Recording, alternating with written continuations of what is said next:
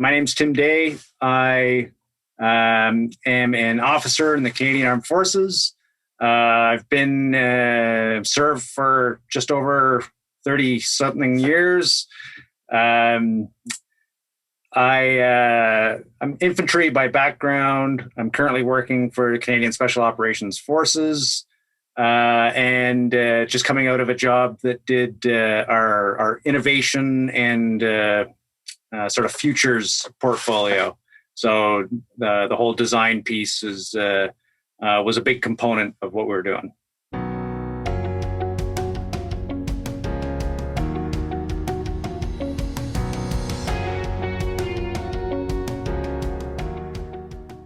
So unique to my little island, I think.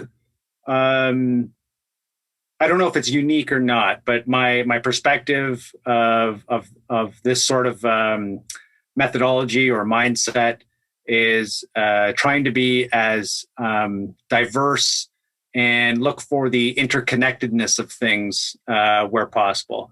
So things, for everything from Eastern philosophies to Western philosophies, a bit of science and physics in there, military planning and sort of the traditional military design methodologies, to basic managerial, team building, things like that.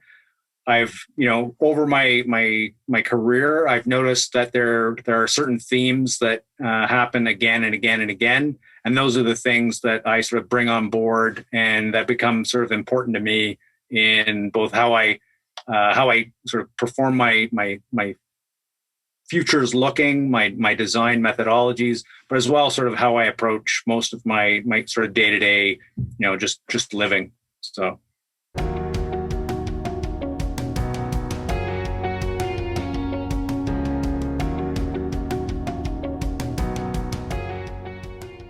Well, I would say that the first thing is, from my perspective, I think everybody does design. They may just not call it that. And in fact, that's probably how I was introduced to design, was after sort of learning about it, the light bulb went off and I was like, hey, I think like that. So I would say that everyone already knows how to do design in some way. And by getting into sort of the foundational sort of language of design, it just allows you to start to label, sort of what you're already doing implicitly, and it just sort of makes explicit what you do, makes explicit what is now being done tacitly. So I think the advice would just be, don't try and change the way you think. Be as open-minded and look for connections wherever with whatever sort of background that you have, and then just use sort of design methodologies to try and apply sort of foundational sort of labels or apply the language to it to help you sort of cohere what you're doing.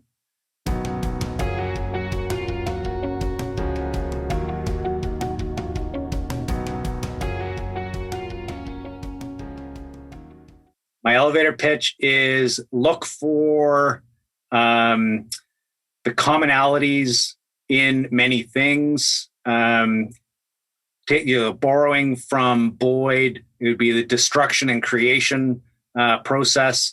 So if you blow apart many different concepts, you can find things that are common amongst all of them, and those are the themes and the sort of the highways that normally serve and transcend any single event, and you can apply those over and over and over again.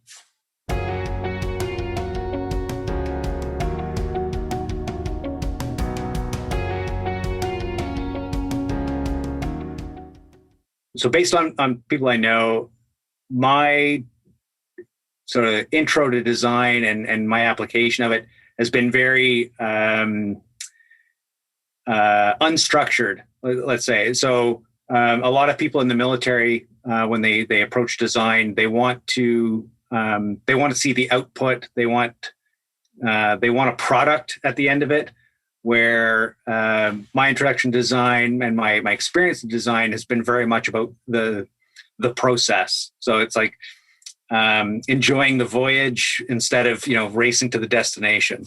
So I think my experience has been I've received a lot of value by applying design methodologies, not necessarily because it's allowed me to reach a product or an output better or faster or a different output, but it's given me a greater depth during the process itself. It's allowed me to look at a problem set or an issue from angles that I don't think I would have looked at otherwise.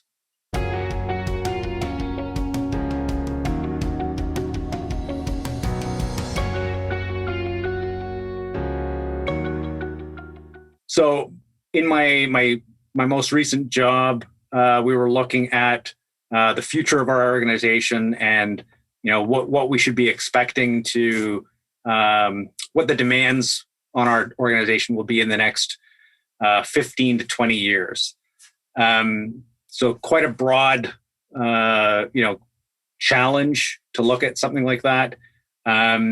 So by applying design, I was able to sort of break it down to the fundamental, the core issues of doing that. It allowed us to sort of be introspective, and knowing that we can't predict the future, we can't say what sort of tasks will be given in the future. It allowed us to look at what is within our control, and the result was a very different recommendation to my senior leadership than what might have done through sort of traditional military planning, whereas they would want to see what direction have we been given, and what do we have to do to meet that. This allowed us to sort of create our own future a little bit, and it allowed us to shape who we are, vice what we do. So it was a good application of design from a military context.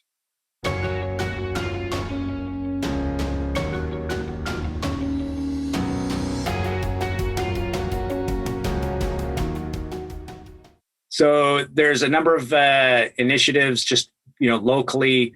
So the big thing that's I'm excited about is within both Archipelago of Design and some of the members cross over, but within our organization, there's a growing community of people that are advocates for design, and they are pushing to attempting to integrate design into our standard methodologies. It's I've used this term before. It's a bit of an insurgency in that we're trying to plant seeds in people that traditionally either dislike design or don't understand design, and we're finding ways to embed design thinking and design methodologies into the way we operate. And it's a small group where we have sort of a common motivation. It gives us a bit of a common cause, and we get together, and it's fun seeing how far and how deep we can embed some of these ideas into our organization. And it's using design to advocate for design in the organization has been really challenging and rewarding.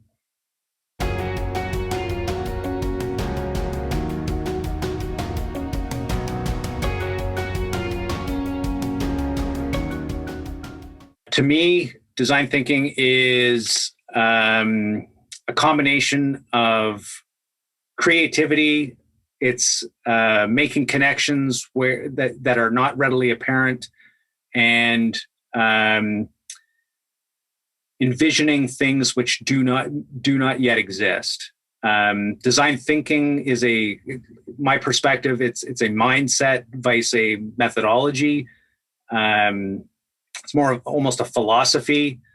And I think the difference that I found for many other people, especially in the military, is they believe design needs to offer a process to arrive at a solution, where, my perspective is it's a bit of a mindset shift where it just allows a more creative, collaborative, a very different perspective to be introduced into the way we think, and vice, not rushing to a certain solution using traditional methods.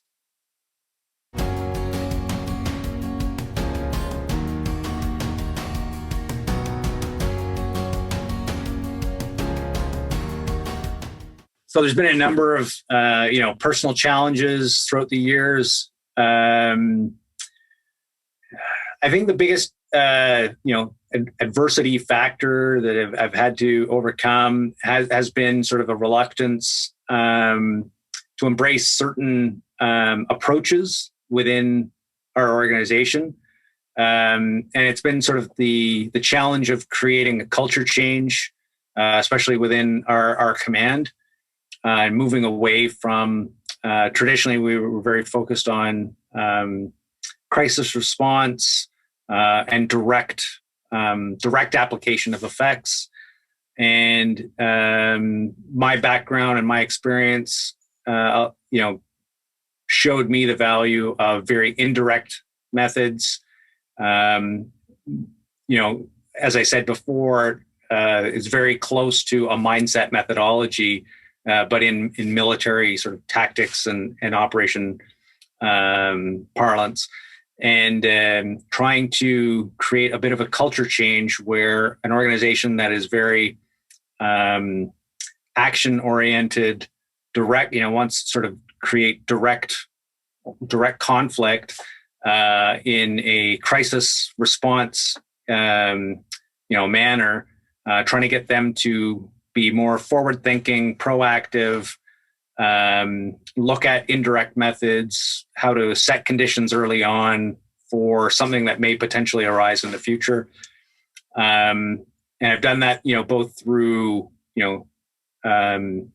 my own actions in, small projects that I've been able to develop and implement myself, as well as my contributions to larger sort of strategic level reviews of the organization itself. So I think it's been, my personal opinion is I think I've made a change there. Time will tell if it continues to hold on, but that's been the biggest challenge is forcing that almost culture change in being more inclusive, forward thinking, and indirect.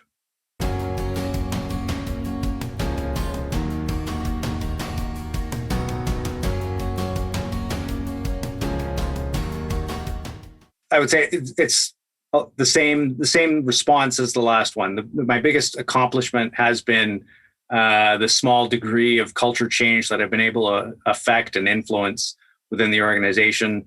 A few of sort of specialized capabilities that were really marginalized for many, many years.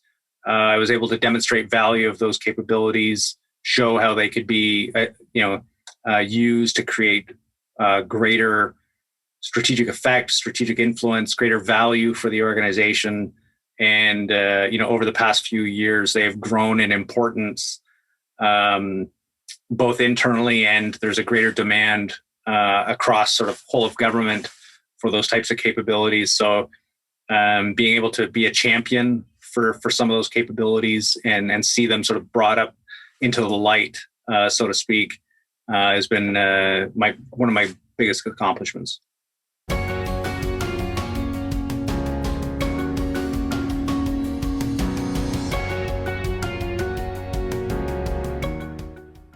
First thing it's taught me is that you don't need to be co-located in the same room to get a lot of work done. But it's also reinforced the value of human connection in all these types of activities. Whether it's through a video screen like this or physically sitting side by side in at a table. Being able to look somebody in the eye and be able to talk through problems instead of emails or responding to directives or things like that. The value of human connection, human interaction, to planning, to design, to day-to-day work. It's really stressed that. My preference would be to always do it in person, but the pandemic has also shown us, it's pushed the boundaries of what we're willing to do on platforms like this, through a video conference or on all the different platforms that are out there.